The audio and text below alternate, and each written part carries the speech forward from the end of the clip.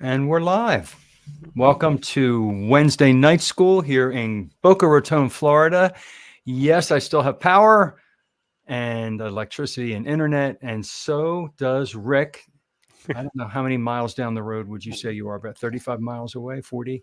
Oh, more than that. I'm in Miami. I'm in the Kendall area, so it's got to 40, be 50 55. or All right, somewhere around there. 50 miles away, about an hour, a little more than an hour away. Yep. And he still has power too. So Yeah. we're going to stay on here, hopefully until 8 o'clock, and chat about carnivore and anything that comes up. If anybody who's listening has questions, we'll attend to the questions. And I'm looking at our viewers, and we have 0 viewers Hmm. so far.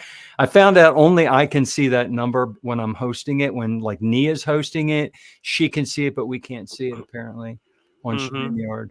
So Right. I'll let you know if we get somebody on here. Usually eight comes on from Australia. I think she's from Australia. She Mm. asks. She's got lots of good info and knowledge. Yeah. So, um, well, let's talk hurricane first. There you go. So you're up there in the rat's mouth. I am in the mouth of the rat. Yes, I am, but I'm Right. way, way west. Okay. I'm almost in the Everglades. I'm in a No. community called Mission Bay. I'm off of 441 and Glades Road. And so when there's anything happening in the east, we're about 5 miles, 6 miles west. hmm So that kind of protects us if anything's coming from the east or there's any kind of storm surge, we're far enough west. And we're pretty high up in elevation, not, a couple feet compared to a lot of people closer to the ocean. And how far are you away from the ocean down there in Kendall? Let's see. It's probably 10, 12 miles, somewhere around there. Well, you're further west than I am probably. Yeah. Yeah. Okay. Kendall. Probably drove through there a few times. Oh, yeah. I Yeah. mean, there's nothing here but some suburban neighborhoods, some condos, and a bunch of shopping centers, and it's just your typical overdeveloped Florida. Overdeveloped. All the cow pastures are gone. We still have Yeah. part of horse country left. Down the street is a little bit of horse country, but when I was a kid, this was all farms. I mean, Oh, they had, I bet. Yeah. oh, If it wasn't farms, it was, I don't know if you had Everglades near you. no, we're not in the swamp. The No, Everglades was okay. further west. You had to go at least to 137th Avenue to see the Everglades. I Okay. remember when they built Don Carter's bowling alley, they had cornfields over there. There was a little swamp over there, but no, we're kind of at the edge, between the pine trees and the hardwood trees, and then All right. the Yeah. swamp was sort of south. I mean, actually, south was higher. Swamp was a little bit north. So Right. it was, Because we're right off the Everglades here. I mean, I could walk to the Everglades from my house. That's how close we are out to the where you could take an airboat ride if you wanted to. That's how close we are. mm-hmm. And all our lakes and everything are supposed to drain out to there. There's a weir that they open up, and we are. We're not far from 441. I guess that doesn't matter. We're down where it is. Do you even have a 441 down there? Yes, we call it State Road 7. State Road 7. All right. Yeah. All right. I think it goes all the way up the spine of Florida. I think it changes names. Yeah. It ends down. I mean, it becomes 27th Avenue. It ends down somewhere near, I guess, near Vizcaya, that area. It's just, it goes about as far as the Expressway, and then just becomes a regular road. Yeah. Yeah. All right. Well, we have 2 viewers. Hey, viewers, why don't you tell us where you're from in the chat if you feel like it, and so we can include you in our conversation. We're talking Florida right now because we are the bullseye of the country in the news because of this Hurricane Milton, which is supposed to hit in about less than 1 hour. They upped it to 8 o'clock. It's going to be a Category 3 on the West Coast. We are on the East Coast. Rick is a little further south than I am. I'm in Boca. He's in Miami. And so far, we have a little wind. We actually don't have any rain. If you pull up the radar, you could see all the feeder bands, and they're missing us, which is a good thing. Mm-hmm. So we'll see how it goes in the middle of the night. I actually have my generator ready to go. I have this big, long cable that hooks into my power and my breaker box where I turn off this giant switch at the top so it cuts it off from the pole, and then I can flip on whatever breakers I want, and then I can, if I have to use the generator, I can flip on what my freezer, my refrigerator, some ceiling fans or whatever. And I know you have a couple generators. You actually have a diesel, don't you? Yeah, I have a diesel generator. And basically I have a separate circuit set up. I got the Yeah. fuse box because we're in the 50s here. We don't have no circuit breakers. Oh And God, then you have the old screw yeah, fuses. Oh the my old screw gosh, fuses. wow! And then there's a cartridge that you plug in. That's the main. So what I do, I have a I remember cord. growing up with that.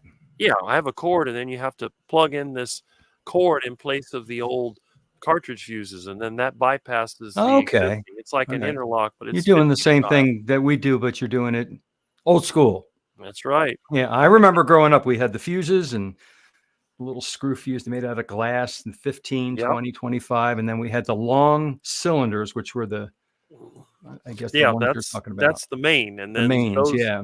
the long cylinders is in a cartridge. You have to pull it out, and Yeah, I you remember flip that. it over if you want to turn it off. Yep, You don't want to lose it. I do But remember that. I took one that one of the neighbors was changing their box, and I rigged it up as a plug.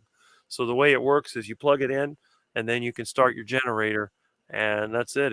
You don't have to worry about anything. Yeah, you just have to count your amps overdo it for your generator. I'm sure yours is probably bigger than mine. Well, it's only like a 12K, but the thing is, that's pretty much all the power I use. I cook with gas. I make my own Oh, well, gas there you from go. Well, fermentation. I'm thinking central air conditioner. We don't want to run that. Well, I have Hot air water conditioner. I heater. have a mini split. Okay. So I use a mini split. What I do, I switch the lights. I normally use incandescent lights Mm-hmm. because that's what I like. But I do have some LED strips, and I'll switch to the LED strips when I run on the generator. But it'll eat up less power. It takes less power. Yeah. Plus, my neon actually doesn't take much power. Some of my hall lights and my bedroom lights are all neon. Neon. Yeah, they're all high voltage neon. Gosh. I made a video of that a while back that showed what it looked like. All right. I'll have to go check that one out. I took electronics in high school. I was going to be an electronic technician. So I went to tech school for 3 years while I was in high school. So I got to play with all that stuff. All the stuff it sounds like that people talk about. My degree is electrical engineering, and I taught at the college for 13 years. Oh, wow. I know what you mean. Okay, good. I got all kinds of electrical gadgets here. You wouldn't believe. I bet I would have a blast down there. That sounds great. All right, let's talk carnivore for a little bit. Open mic like we did with Nia's the other night. It seemed like it really did well. So let's talk about hurricane prep and carnivore. Did you do anything differently for storing food in your house in case you lose power? And I don't know if you probably don't run your generator 24/7 when you're out for a week. It depends. If I'm working, no, I'm not going to run it because I'm not going to be here. So, right. But the whole time you're home, do you run it? yes, I run it the whole time that I'm home. The thing tried is, it. I have two generator setups. One is a diesel generator. Actually, I have three. I have a gasoline powered Onan, which also runs on natural gas. Mhm. That's for those quick power outages, like when somebody crashes into a pole, somebody drops a branch or whatever. For a couple And I hours. know that FPL is going to fix it within a few hours. So I'll run that. And then during the hurricane, I normally run the diesel generator, which is a Lister. It's a 2-cylinder. You have to basically crank it to start it. Thing's Wow. extremely old, but it just kind of puts along. It'll run on diesel or vegetable oil, whatever I have handy. Oh, cool. Yeah, and that runs during the storm, and that's normally used. That's a zero maintenance. You just keep it going. You got to have enough fuel though. So yeah. Well, yeah. I have almost 600 gallons of diesel in reserve. Now, does diesel gum up and decompose the way gasoline does? If you let gas sit for a long time, that's why. No, it does not. Okay. If you fill the tank with nitrogen, then it displaces the oxygen. If it's in the dark, it will last forever. Oh, Gasoline evaporates, right. and then what happens is it degrades. And most modern gasolines, they add ethanol and they add other additives to increase the octane, and then it basically just separates out. Right. Plus, so I have ethanol-free gas for the generator. well, that's it. The other problem with the ethanol gas is that it is hygrophilic, so it's going to pull water in. So every time that tank vents or any air is exchanged, more water goes in. Yeah. Then you end up with water in the bottom of your carburetor, and it rusts it out. You get corrosion. It's a problem. So with gasoline generators, normally I'll keep it empty. I will run it till it runs out. I'll Right. drain the carburetor, and that's it. And what I often do is take Marvel Mystery Oil or WD-40 and I spray it inside the carburetor so that it won't rust. And then that way, when I go to start it, all I have to do is turn the fuel on, crank it a few times, it'll start right up, Right. and then it runs good.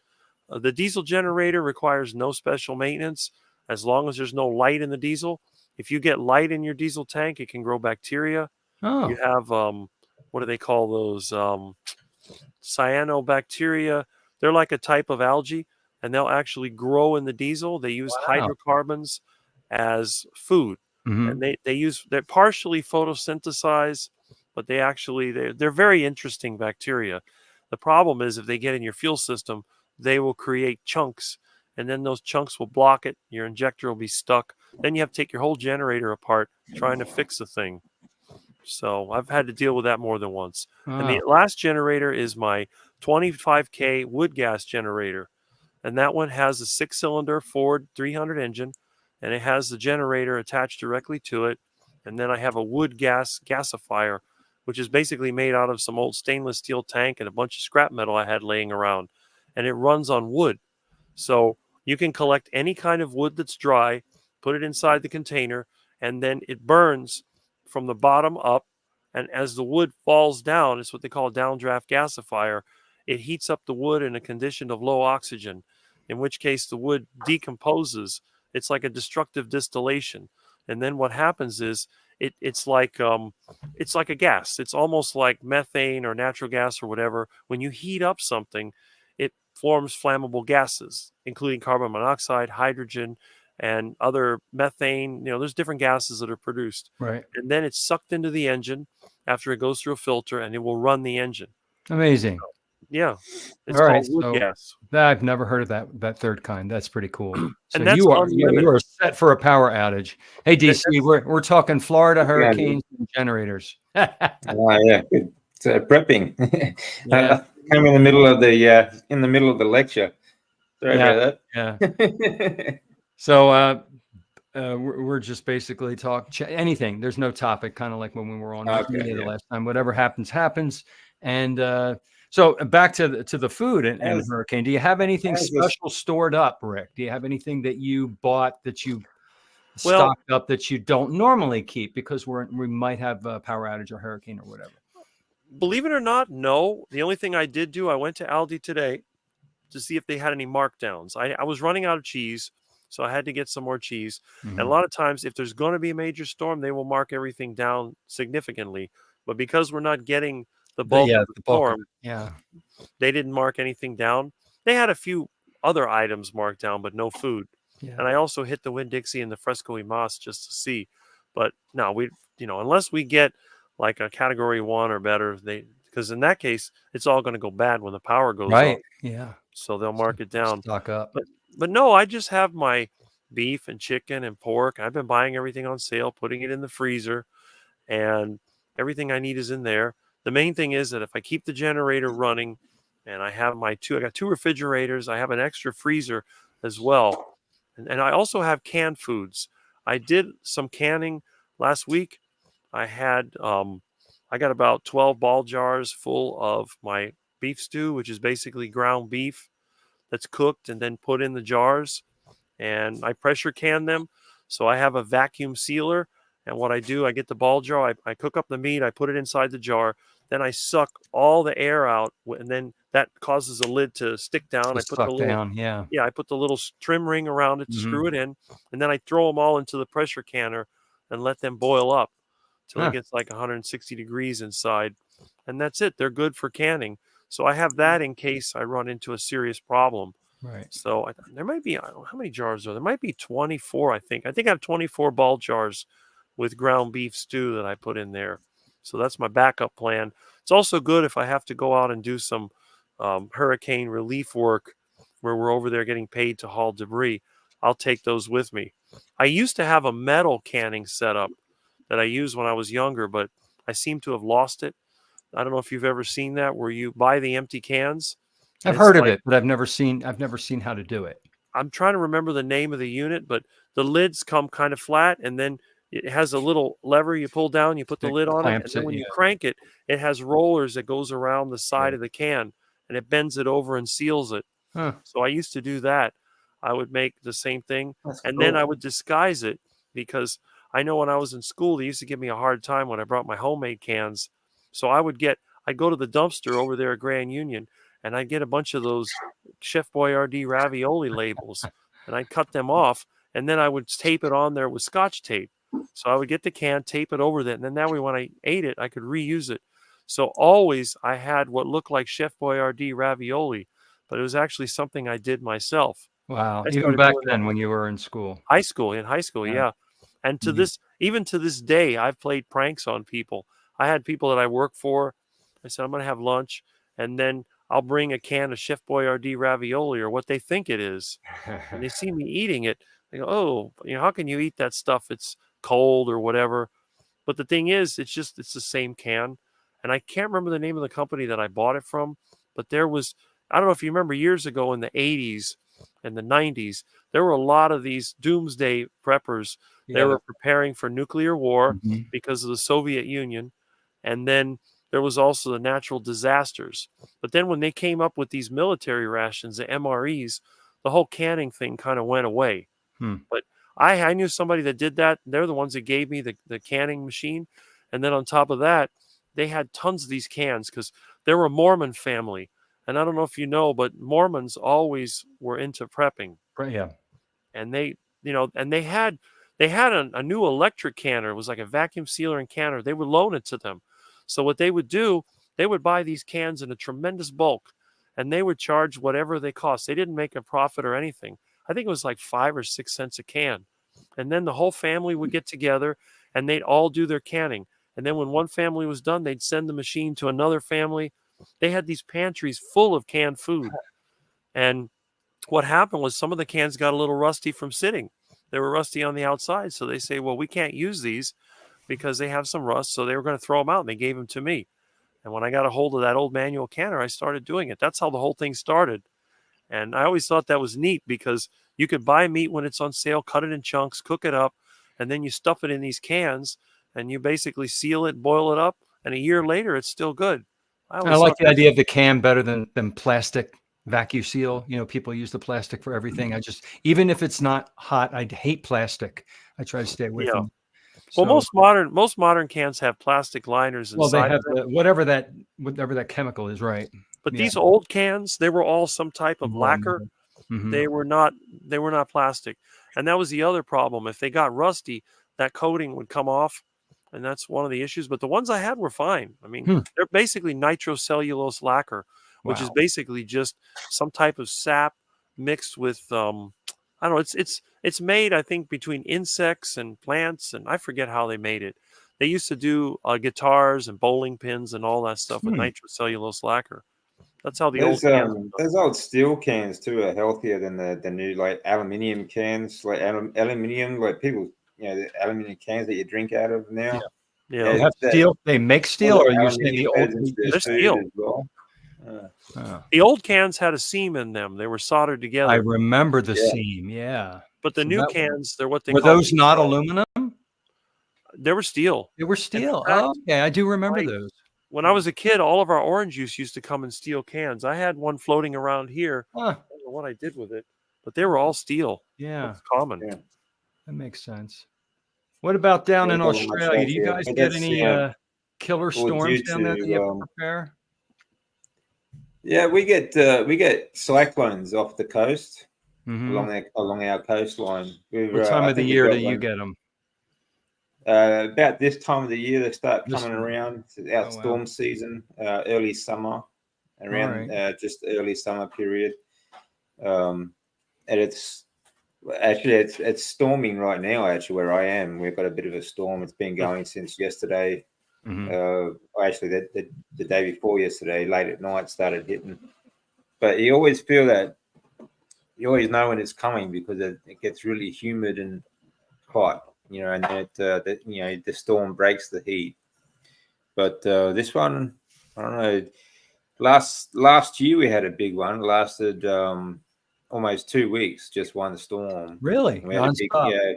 Yeah, we had a huge flood and destroyed some of the to the part where I was living before. So, but it's not too bad. I mean, it's just a lot of heavy rain here at the moment. Mhm. Bit of thunder and lightning, but it's a bit windy. That's about it. Do you How prep? about you guys?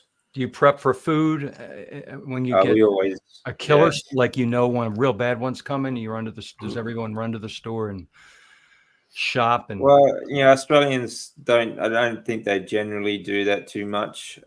We do. We always have some preparations in the garage or ready to go. So if for any reason. Mhm. But generally speaking, we don't. I mean, if there's a storm or anything like that for power outages, we don't really need to prepare too much because we already have a lot of stuff on hand. And it's, I mean, we do look in the stores if there's anything that we might be able to use that we don't already have, but that's about it. All right. Let's show that. Show the seam on that can again. Yeah, Rick. this shows how old I am, because when I was a kid, this was the orange juice brand we had, Adams Orange Juice. He still has the can. Yeah, I'm surprised it wasn't thrown out. But you could see the cans were actually folded together on a seam. I remember that. I remember that. Yeah. So I didn't know that they were steel. Steel? Yeah. Yeah. And This now is we have steel on the bottom. You see how Okay. it's rusty? Yeah. Steel on the side, but the top was aluminum because they had the pop top. And you would Okay, pull I this thing remember off that. and then Yeah, I chuck remember it that. somewhere, and Yeah, somebody wrinkle. would step on it. Yeah. Yeah. Yeah. Huh. This all the time I was in elementary school and junior high, this is what I Steel drank with can. my lunch. Yeah. I must have gone through hundreds of these things. And I found this one when I was cleaning up the house. It was tucked in a corner somewhere. I don't know how it didn't get thrown away. So it's kind of interesting. Cool that it didn't. You can show it. Yeah. Show and tell. It's always show and tell with Rick. Well, yeah. I love it. He always shows us stuff. So I went to the store today and yesterday and the day before and just bought more stuff just to make sure I had. I bought a lot of sardines, a lot of canned fish. I bought a ton of ground beef, more ground beef than I normally get just to have it. I portioned it and just got my generator ready. We have a big patio courtyard area. We totally cleared that off in case we get some high winds. What we're kind of afraid of right now is all of the tornado watches. I mean, I have the TV on, when I was eating dinner earlier, and it's just tornado warning after tornado warning after tornado warning all over the place. And hopefully we won't get hit, because that's the thing that might hurt us, not the hurricane. And are you getting the warnings down there, Rick? Yeah, they've been talking about it, but conditions are not right. I was looking at the sky earlier today. For tornadoes, we're having them up here in northern Palm Beach County, where I live in southern Palm Beach County, but they're getting them north of me and west of me. Down here, it's only going to happen over the Everglades. The upper level winds are just not correct. You can see the way they're coming together. It looked like it was out west in the Everglades, where it was more likely. Over here in the city, they're just moving in one direction. To get a tornado, you have to get that sort of crossover where you have the upper level and the lower winds are going in two different directions. So if you look at the sky, you'll see like the lower clouds, they tend to move slower, and then the other one's going faster, or they're going in two different directions. Right. That's when you've got a major risk. Yeah. But when they're all going the same way fast, it's not going to happen. It's not going to happen. Yeah, most of them were over Alligator Alley. They were over the Everglades and just north of us because it's closer to the hurricane. Right. Up in northern Palm Beach County and further north towards Orlando, they're getting tons of tornado warnings. The thing about a hurricane, actual touchdown tornadoes. A hurricane is basically just a big donut. You've got air that's rising in the middle of the hurricane. That's where all the heat is going up, and then it's coming down on the outside. So to get the tornadoes, they have to be in that right distance. They're not going to happen in the center. The center, nothing's going to happen. Right. It's on the outsides. It's on the outside, and then tornadoes are. Near the center where the eye is, and then all the way out where it starts to come down, where you get that convection, where it's coming down. That's where the tornadoes form. So you have to be in that certain distance. If you're too far away, all you're going to get is that incoming air. I could feel it this morning. It was super humid. and very hot, and the air was just coming in. The Yeah. sun was out when I woke up this morning. I Mhm. was working outside. I was sweating like crazy, which down here is normal. I mean, you Yeah, can't we're escape used to that. it. Yeah, but it just seemed hotter. And then about maybe a couple hours ago, it started coming in cool. I said, Right. okay, so that It's means getting closer. Yeah. the storm is away from us or it's weakening. So I figured it would strengthen and then weaken. They go through these cycles, you It know. It's replaces the eye wall. Yeah. yeah, it's like breathing. It goes in and out, in and out.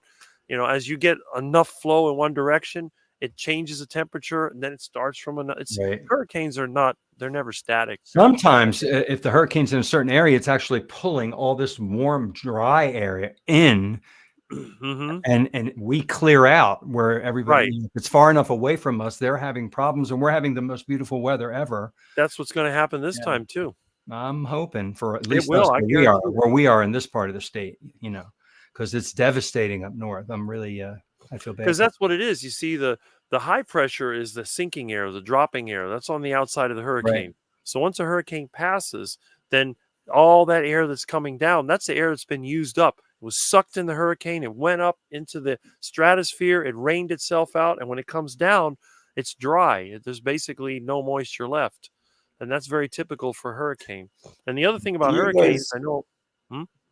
So, do you guys have like in your area? Did they build a lot of basements and shelters? We don't have we're too close to sea level to have a basement. You know, you just Yeah. dig down a little bit and you hit water.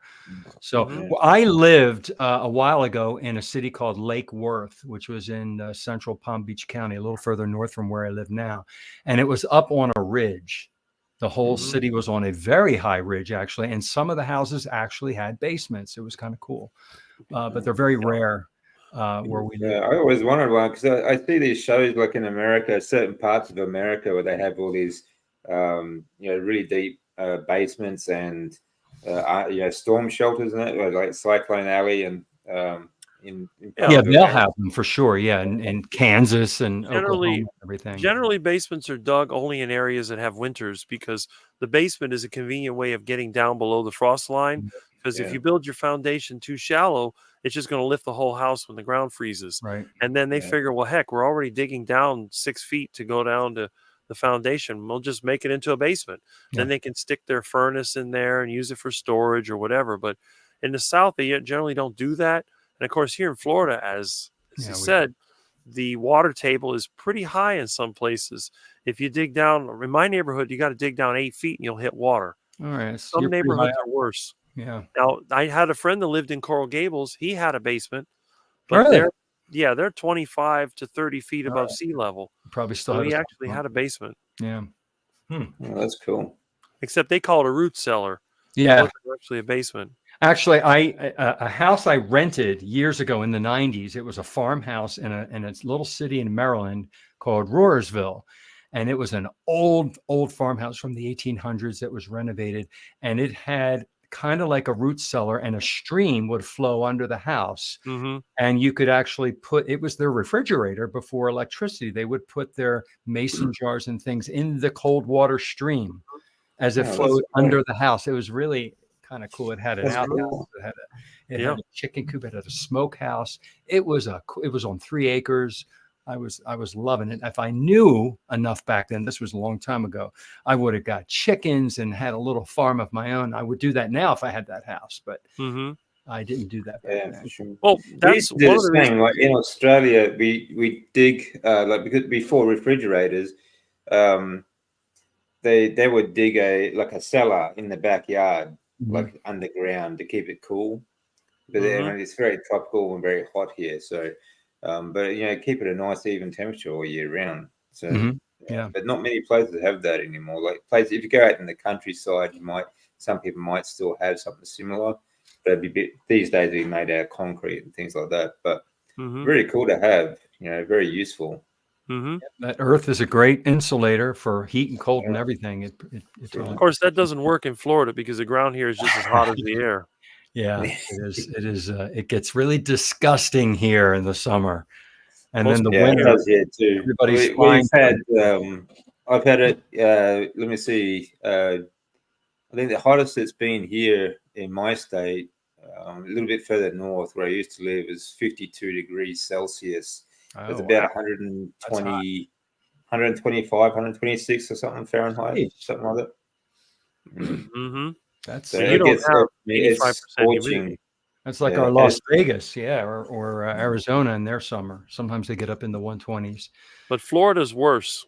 It's been 99 Humidity. degrees here. 99 degrees in Florida is like 120 degrees in the desert. It is yeah, bad. It's I mean, disgusting. It's just it's the yeah. humidity. Yeah, it's really Yeah, humidity. I Yeah. think humidity is the worst part. Like here, Queensland's very humid as well. Is It's it? very tropical, so that's why we get the cyclones and things like that. But um, it's just you could like you take a shower, have a nice cold shower, and it's before you even start telling yourself off, you start sweating again. Ah. Yeah, I hate that. mhm. Oh yeah. Interesting. All right, so let's I don't want to let our audience down and just talk hurricane here, although we can. Let's talk carnivore. Anything you want to talk about having to do with carnivore this week? Have I you feel seen like I on talk YouTube? about it. There's a few channels that are actually streaming live the hurricane. If people are interested in watching that, Yeah, you could do Mhm. there. I watch the Weather Channel mostly, and I just flip around just to see what's going on. yeah. And speaking of YouTube, who are your main influencers that you enjoy watching on YouTube? I like to watch Chafee and sometimes Dr. Barry and sometimes Bart K. He's got some great interviews, information. Yeah, Bart's And brilliant. I'm really into Ben Bickman lately because he's just I don't know, he teaches the way I listen. And he's a great teacher. I always learn I something. think there's a lot of them out there. A lot of really great doctors. I really like Dr. Paul Mason as well. Paul He's Mason, a brilliant yep, guy, and he's very very easygoing. Just he is laid it out. relaxed. It's very relaxing to actually listen to. Mhm. I mean, there's a lot of great, which is really good to see. There's actually more and more people actually joining There this are. sort of way of life and speaking about it too. I actually spoke to a guy over. He lives in Florida, not far from you guys. Was it Casey? Casey Ruff? No, he doesn't live down here. No, He lives in Dr. he's in Utah. Casey. Oh, I spoke to him a couple of weeks back. I've got his video up, but he's really, really good guy. yeah. And he does a lot. He's trying to do a lot for this sort of stuff as well. I think Dr. Kiltz is in Florida, and I think Dom Casey DiAgostino's in Peebler. Florida, right? Yeah, Dr. Casey Peebler. Yeah, he actually lives in Okay. Florida though. Yeah, He's a good guy. a few others. Yeah, Kilt's another good one I like to listen to. He's very energetic. Yes, he is. I met him in person, and he's even more energetic in person. He gives you a big hug, and it's like, are you on caffeine or what? This guy's just energetic. And if you've ever watched, I've watched a few of his YouTubes. He gets up really, really super early in the morning, like 5 a.m. and does these 5 a.m. talks. And he's a cool guy. He's known for for fertility, for people who he's fertility specialist, endocrinologist, but he's very, very well read, and yes, he is. He's very I don't know, he's just like he's really open-minded to a lot of things. So I think he's a really cool guy. Actually, I have a lot of respect for him too. I did. He's He's in great shape for he's an older guy. I think he's in his 70s, and he's in amazing shape. He's almost 69, I think he is. But, is he? Yeah. Yeah, I mean, he's pilot too. He flies his own planes and everything. Oh, does he? I didn't know that. Oh, that's cool. Yeah. Wow. He's a cool guy. Huh. Very interesting. Yeah. I think he also had like he also talked about when he was a kid actually. He grew up very poor, and he was a bit of a rebel when it came to school, things like that. He didn't like school very much. You could see that in his personality. Yeah. I think he probably had too much energy for a teacher. I think a lot of kids you'd see like, well, today they just say that they got ADHD and just put them on a med and calm them down sort of thing. But I think back then it was just a troubled child that you just wouldn't Hyperactive. do too well in school. That was me. Were you hyperactive, Rick? School was so boring. I just hate it. Well, you're smart for somebody who's a brilliant. Take it from me, I can tell you're a genius, and those kids are bored because the teachers aren't going fast enough for them. And It's not even that. It's just into the trouble. whole structure. The whole school structure to me was just plain stupid. Sit down, sit up straight.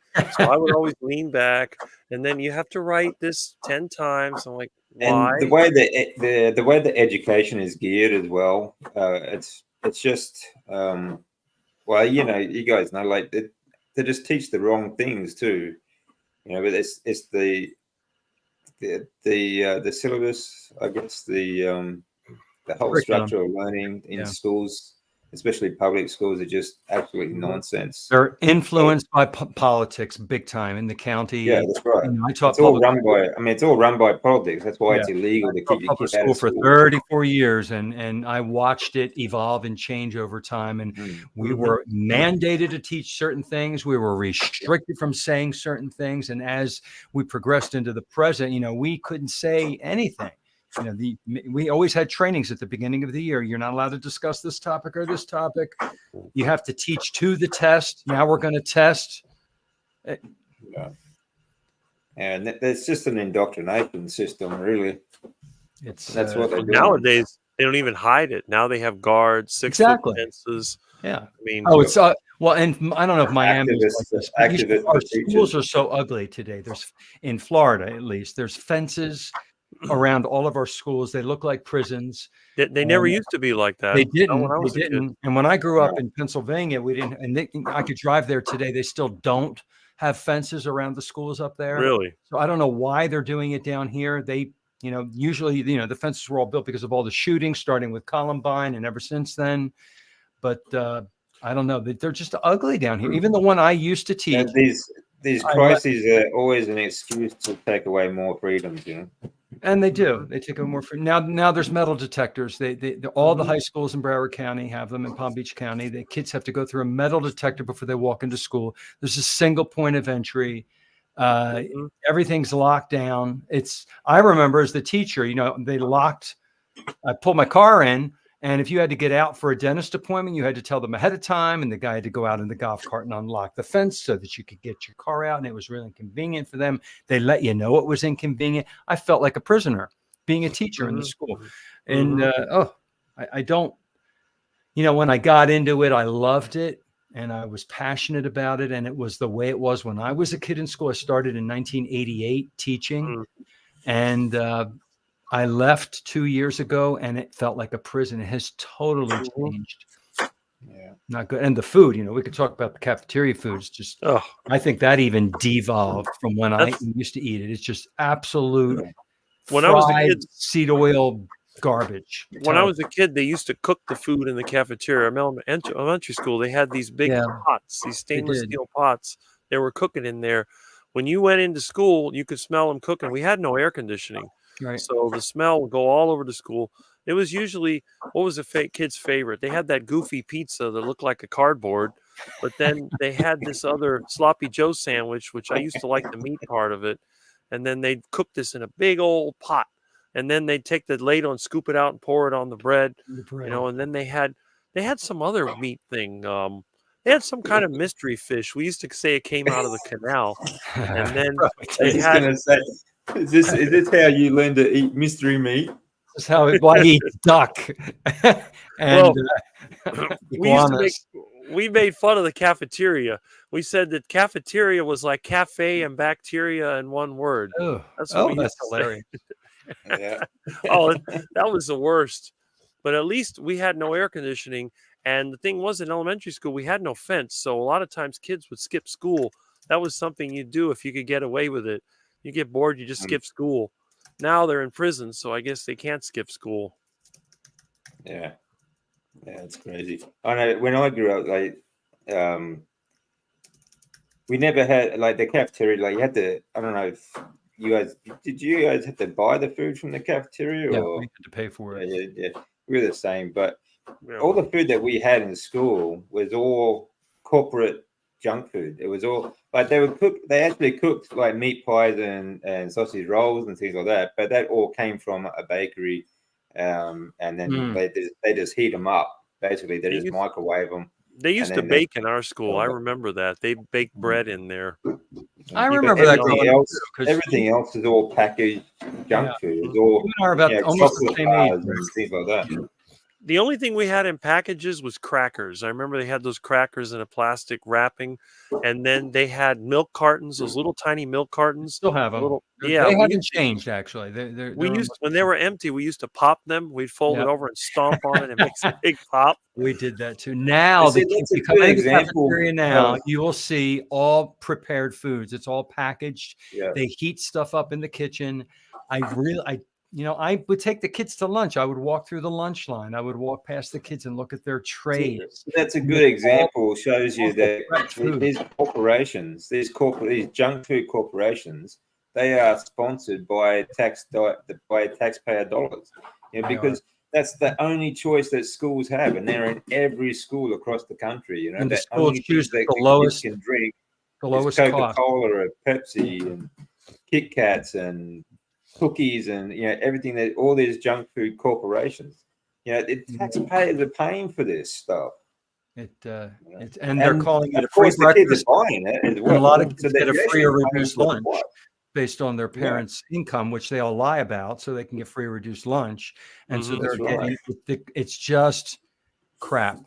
It really is. Now, our school cafeteria had a salad bar, and they had this little vending machine that had yogurt, but it was all the sugared yogurt. And the salad bar, the dressings came into these little packages. It was all seed oil dressing. Yeah. And I can't even eat with plastic utensils. It just disgusts me.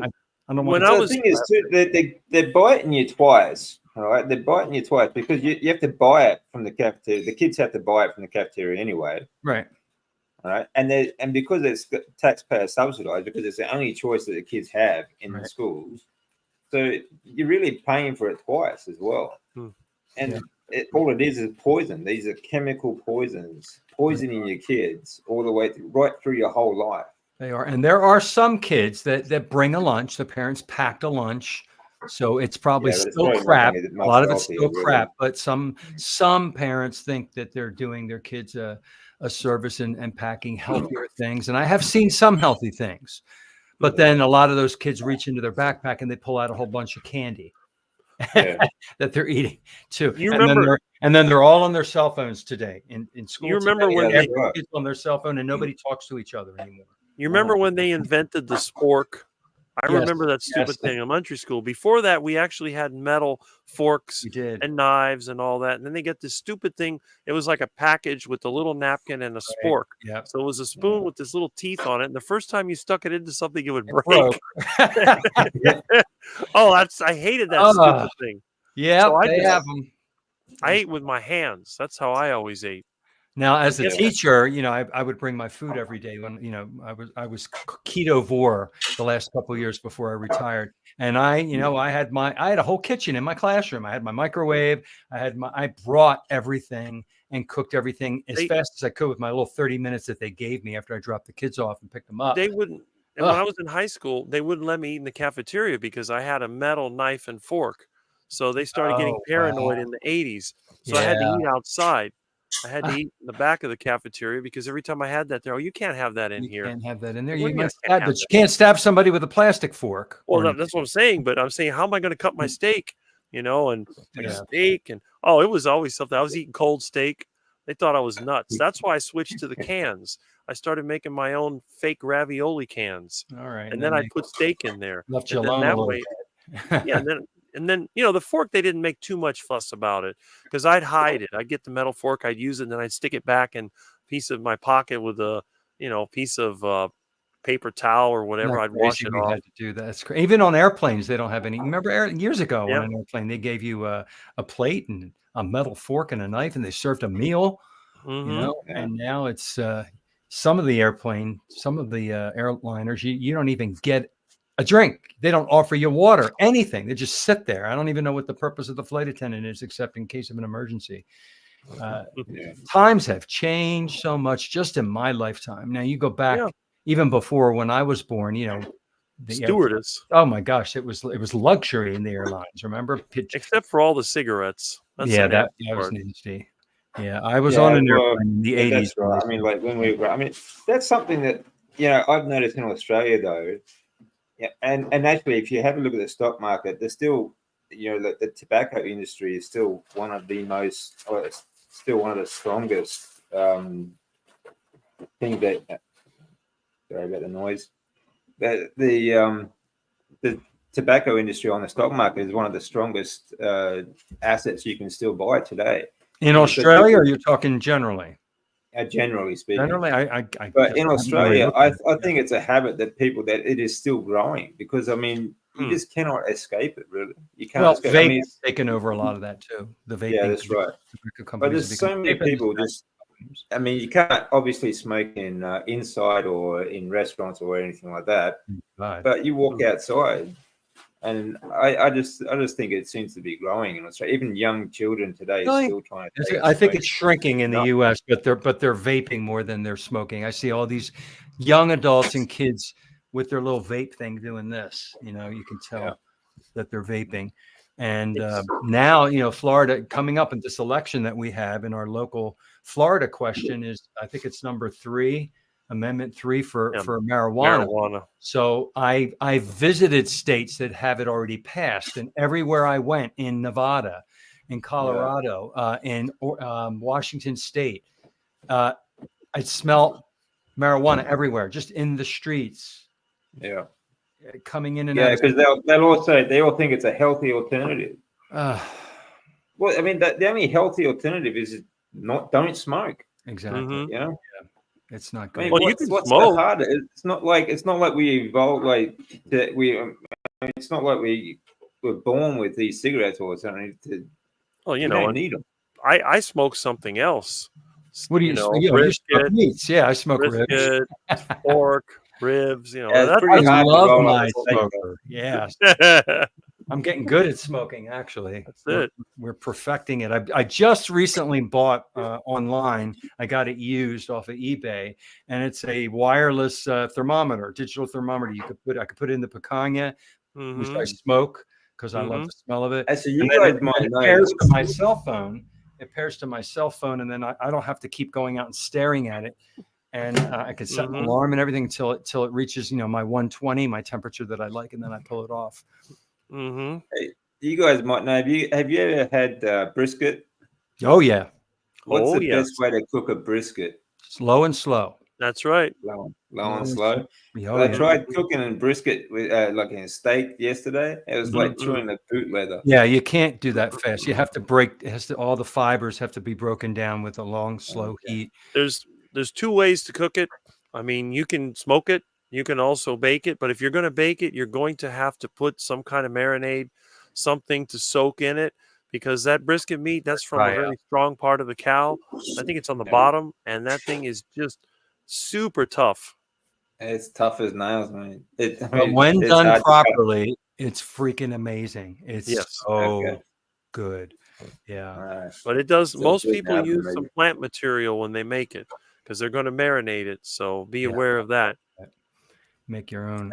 Honestly, everything you make yourself is always better. Always better. And you know that it's good. 100% confidence because you made it. You cooked it. I just rub meat with salt. That's all I do. Right. In the refrigerator, and I let it dry out a little bit. Or when I'm, when I smoke something, I just rub salt on there, and it's it breaks. It helps break it down. Actually, it helps make it. Yes. So really good. Yeah, I found a nice salt here. Actually, it's got Murray River salt here in Australia. It's pink, but it's hand harvested, and you get it in flakes because it's less. It dissolves easier, but it's also less processed, so it actually has more minerals in it. So it's really good. Really good. I just got through grinding a bunch of salt in my blender. Problem is, it's going to get hard. It always does. So you regrind it, re-stir it, reshake it. Don't put dextrose in it like Morton's. No. In fact, I think I made a video on that one time. I was like, why do they put sugar and salt? And you can taste it too. I mean, this is okay for now, but it won't last. In He another even has a couple of salt shaker to show everybody. I don't know That's how it, you. yeah. He happens to have whatever we're talking about. It's like you have it. When you live in a clutter pile like I do, there's Okay, a lot of stuff here. Like I could get that too, but I have to leave the camera here and go run over to the kitchen and find my salt and bring it out. Amazing. That's a nice old shaker, Rick. Is that from the 50s? I don't know. I find this stuff when I clean out houses. I'm not sure how old it is, but it doesn't say China, so it must be old. Yeah, right. One of maybe. those, you know. Yeah, if it's made in the US, it must be old. Yeah. There you go. But Salt and shaker. yeah, Cool. you know, people have commented on some of my cookware. Oh, that's vintage. That's collectible. And I'm thinking to myself, I picked it out of a house I was cleaning out. A lot of times people die and they want to get rid of all the stuff. They pay me to haul it off. I pick out anything I can that use. you want. My The old stuff furniture. is the best. The old Yeah. stuff was made Yeah, a lot well. of that vintage stuff you could probably sell eBay, quite a bit of money. Yeah, actually. clean it up. Yeah, you probably yeah. wanted to. I got all kinds of old stuff, but I use this stuff. This is the thing. I use this old stuff, and it's like people say, well, someone told me, oh, you could probably find a hard hat. Well, sure. I got one right here, Just There's happens always to have it. something nearby. You need I don't know if you did this on your channel, Rick, but take a tour with your camera of the house and show all your stuff in your yard and inside your house and all these places that you have all this stuff stored. Did you do that at all in a video? No, I just did the living room one time just to Okay. show how, where I'm usually at. I don't want to So show that all the one. stuff I got. I got Yeah, more stuff That's than a you can real imagine. obstacle course. They see my lab, they'll probably call the FBI or something. Oh, he's doing chemical. He's got a chemical lab going. What are those beakers? I've had a lab for years. Breaking Bad. Right. I make my own paint. I make my own cleaners. I make all kinds of You stuff. do, yeah. You talk You know. about making that. Even my own fireworks. Do you? Seriously? Oh, yeah. Really? You'd So be you're surprised awesome. what you could cook up in your Flame lab. with gunpowder. Oy. Got to Yeah, be it's I careful. saw better you than that. making paints with the seed oils, though. That's really good. Hey, I the run my best truck on use seed for- oils for years. I make paint with seed oils. Like you saw when I painted my payphone, that was Yeah. made from seed oils. Mhm. I'm sort of an amateur chemist. I don't consider myself to be a chemist. I'm just an amateur chemist. I've said this to you before. I just keep thinking I'm further away from being a teacher now as I go into retirement, but I always think, man, it would be so cool to take these kids on a field trip.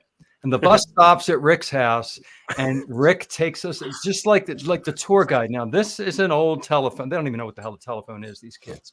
And this is an old telephone, to dial telephone made out of Bakelite, right? And, all the cool stuff you have that they don't even know what a typewriter is, these kids. I all got these, I'm sure all kinds of typewriters, record players and 8-track tape players and all the stuff we had. ditto growing up. machine. You have a ditto I have a machine. ditto machine. I used one for years. Oh my God. Copier. Little Oh, my Florida's mom own used little it. history museum. Yeah, he's like a history museum. It's fascinating. All your Oh, when I moved to a bigger place, I even have bowling alleys that I have in storage. When they shut down the bowling alley, I got the pin setters. Are you I got serious? more stuff than you could imagine, Oh my gosh. crammed in this tiny little house. Amazing. How many square feet do you live in there, Rick? Less than 2,000. All right. Well, it's not that little. It's a It's good Well, small. with all the other stuff, there's probably only actually about 10 square feet worth of living space. more or less. And I've as long had to as move, it's organized and you know where it is and you can walk well, around. it was organized, but I've had to move stuff around because the back room is deteriorating. The roof is Oh no. slowly decomposing. I got to tear it all out and start over. Crap. Once I get the materials, I'm going to just replace the whole thing. That way I can fix up the place to sell it. But it's had problems since Hurricane Andrew.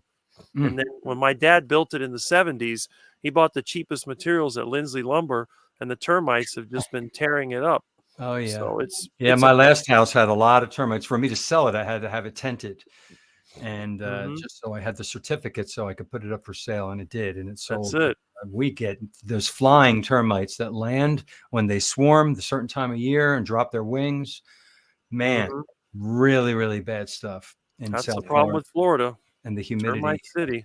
Humidity. They love the humid, damp sort of climate. They just tear that stuff apart. They love it. Yeah. And we have the subterranean ones too that make the little mud tunnels. We have those as well. So everybody, they say down here, it's not, if you get them, everybody's going to, you're going to get them unless your house is complete. Like my house is completely cinder block and I have metal beams, but my roof trusses are all made out of wood. Yeah. That's what I'm worried about. That's like my lab is all concrete. The roof is concrete. The walls are concrete. That's the only part of the house that has no termites and no cockroaches. There you go. Because the cockroaches are just the palmetto bugs, aren't they fun?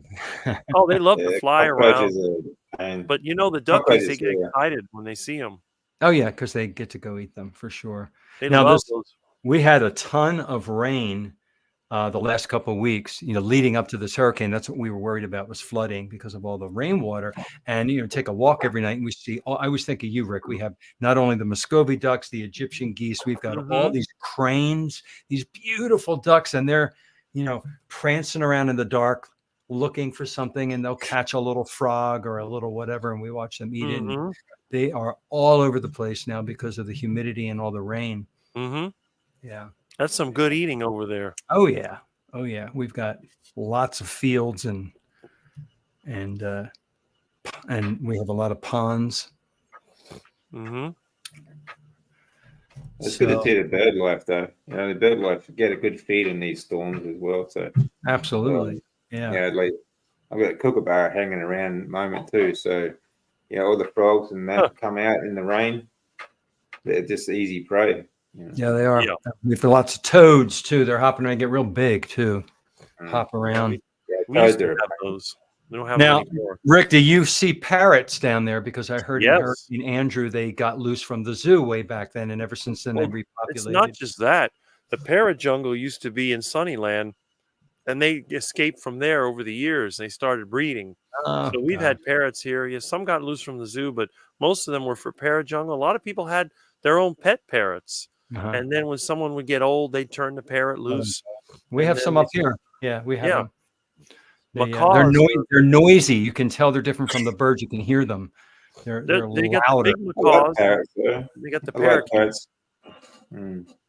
Yeah, we get a lot of lorikeets here. Lorikeets are very common here. Cool. But cockatoos are, we get a whole range of these different large parrots in Australia, a lot of bird life. But galahs, that like the pink and grey ones, they're really nice. They're very quiet.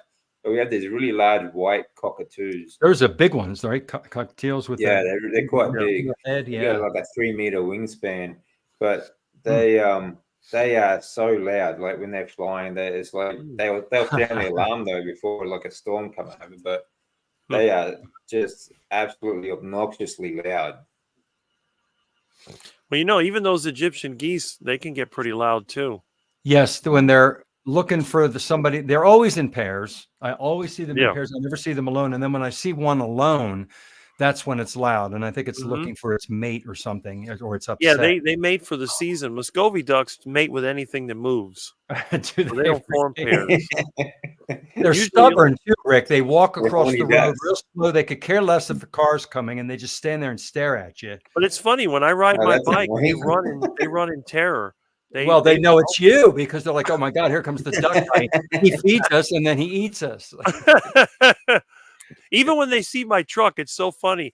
Every time I drive my truck or van, the ducks get out of the road and they sit in the middle of the road. When I come up to them, they get out of the road. I guess they know what the truck and van is for. They're not that dumb. That's like when the ducks loosen the front wheel on your bicycle. Oh, it's going to remind me of that movie, like Chicken Run. Boy, you should have seen when I hit that tree. It was unreal. All of a sudden, I'm riding and I see the wheel come off. I hit the ground and bam, right into a tree. Wow. Ouch. Done that. Hurt my elbow with that one time. The front wheel popped off because I didn't have it tightened enough. Landed on that. And I still don't know who loosened it. That's the weird part. I don't know if it was the iguana, the ducks. I think it was pretty sure it'd be the ducks. Yeah. The iguana popped my tire. I made a video of that. I ran over an iguana bone and the thing went and the air went out of it. But I got a stronger tire. Some of your tools go missing too? Oh, that happens all the time. I've had nuts and bolts gone. Ducks will eat nuts and bolts. If you're working on something and Oh you my forget about gosh. it, sometimes they'll eat Really? them. Yep. I'm sure I that's don't know. not Ducks Those are things are crazy. crazy. gosh. Imagine trying to pass one of them. You know what I just noticed? This is StreamYard, and because it's the free version, I can't get the emblem off. And it just looking on the top right of Rick's face there, we've got a little duck. The stream. I'm glad you came on when you did, or it would have been under DC's face. So it's perfect. There you go. Nice. Is that made out of wood? No, it's brass. Oh, it's a brass one. These are the Cool. bookends I Oh, your use. bookends. Okay. They were real Yeah. popular. Every time I found one in a house I cleaned out, I kept it. It's flat Ah. on one side, so it goes up Yeah, against the The book. books. The problem is these are mallard ducks. I want to make some Muscovy duck. I can't find anything Muscovy duck. I want to make a Muscovy duck hood ornament, Muscovy duck bookends. Or they're not the prettiest duck. That's probably why Oh, they didn't come make on. They're the nice knot on their head, and they're Yeah. just they Yeah, always look look like obese. Red They're murder way face bottle. I call them vulture ducks. They look like a vulture. Yeah, They're that's exactly ugly. what they are. Yeah, vulture ducks. I love those ducks. I think they're the prettiest duck of all. I think the Egyptian geese they're stupid, but they're beautiful. They're really pretty. Well, that's- Actually, my father's place, they have for like every season, like there's these migrating ducks from up north in Australia. They're called whistling wanderers. They're quite an elegant looking small duck. They always come down and they spend the summer at my dad's place because there's a dam and long grass around there that they nest in. But they're kind of a long neck, very thin, and they whistle. That's why they're called the whistling wanderers. Cool. They whistle a bit. Yeah. You But probably nice have a dog. whole bunch of cool, different wildlife that we don't have here. Muscovy ducks make a very funny sound. They go. I've heard them when I go and approach them, and I say, "Oh, I'm going to do what Rick does. I'm going to go over and approach one," and it gets all mad at me and yells at me like you just said. You got to grab them by the tail if you want to get them. I would like to. I have to watch you do this. Yeah. Not throw that some food I don't know what down. I'm going to do once I get one. I don't want to kill it and eat it, but Well- I just, you kill them and eat them, or you get Oh them. yeah, I grab them. Next thing And you know, any of them ever bite you? No, they don't bite. They're Nip harmless. at you? Nah, No. they Yeah, only nip ducks- at you when they want Ducks' to eat. beaks are really soft, actually. Oh. So, like, All right, that's it. I'm gonna go grab one. Hanging, it feels kind of like rubbery. It's the very claws soft. you got to watch out for. The claws Yeah. are the bad part. Mm. The They have claws. long They claws. do have quite sharp claws in at the end of their web in their toes. Really? Yeah. Do they? It's not just webbed feet. They have. No, they have claws. I didn't The thing notice is that that. most of them, the dumpy ones that live in the city, they walk on the sidewalks and they wear them They down. get worn down. But the wild ones, they have sharp Huh. claws. So you got to I'm now watch. going to go look differently at my ducks. We have a lot Mhm. of them. All right, guys, it's an hour. I don't know where it went. We didn't talk about much, but it was fun. I always laugh when I'm with you guys. You guys are a trip. Thank you for joining me. I appreciate that. And hopefully, Rick and we're not going to lose power at all. Wouldn't that be great? Hopefully not. Yeah. Otherwise, Yeah, I'll be good out luck there with the cranking the storm, guys. generator. Yeah, me too. Mm. All right, DC, what time is it there? It's just 10 o'clock in the morning. 10 a.m. Have a really good day. Yeah. Thanks, All right. guys. You have a great night. Take care. I'm going to end the stream.